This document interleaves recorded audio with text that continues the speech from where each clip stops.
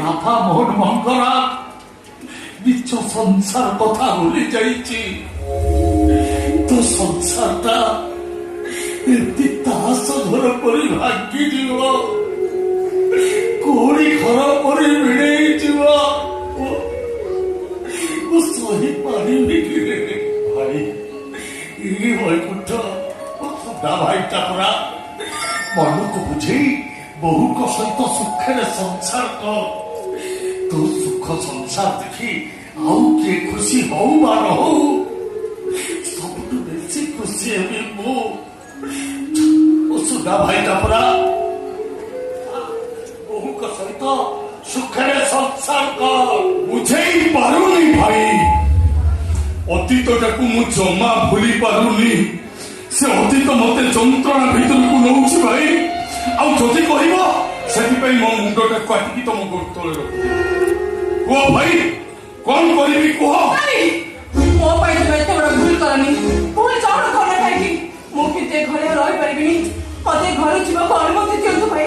ଚାଲିଯିବି ମୁଁ ଏଠୁ, ଚାଲିଯିବି। ଏ ଘରେ କିଏ ରହିବ କିଏ ଯିବ ସେ ନିଷ୍ପତ୍ତି ମୁଁ ନେବି।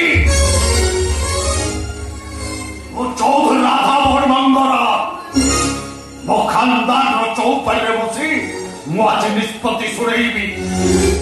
ଏ ଘରୁ ସୁମନ ଜୀବନୀ ଜୀବ ତ। ଭାଇ ଭାଇ ତାମାନେ ତମେ ମତେ ଘର ବାହାର କରିଦଉଛ। ତମେ ପରା ଲୋକଙ୍କ ଆଗରେ କୁହ ବୈକୁଣ୍ଠ ମୋ ଛାତିର କଲିଜା। ତମେ କଲିଜାକୁ ବାହାର କରିଦେଇ ରହିବ କେମିତି? ନାଇଁ ଭାଇ, ତମକୁ ଛାଡ଼ି ମୁଁ କୋଉଠି ରହିପାରିବିନି। ମୁଁ ଏଇଠି ରହିବି ଭାଇ। ଏ ଝିଅର ଆଖି ନ ଦେଖି ମୁଁ ବି ବଞ୍ଚି ପାରିବିନି। ଆଜିଠାରୁ ମୋ ଗେଟ୍ଟା ତୋ ଲାଗି ସବୁଦିନ ପାଇଁ ବନ୍ଦ ହେଇଗଲା।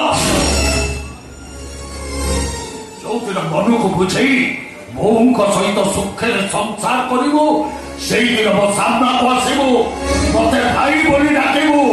ସେଥିଲାଗି ତତେ ମୋ ନିୟମ ରହିଲା।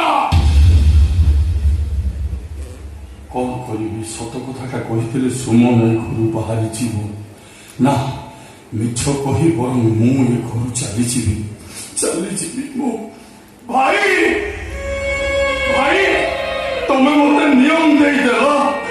ହଉ ଠିକ ଅଛି, ଆଜି ପର୍ଯ୍ୟନ୍ତ ତମ କଥାକୁ ମୁଁ ତଳେ ପକେଇ ଦେଇନି ଭାଇ। ଆଜି ବି ଘର ଛାଡ଼ି ଚାଲିଯିବି।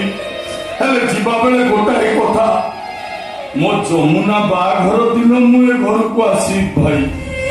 ତମେ ମତେ ମନା କରିବନି ଭାଇ। ତମ ଗୋଡ଼ ତଳେ ପଡୁଛି ଭାଇ।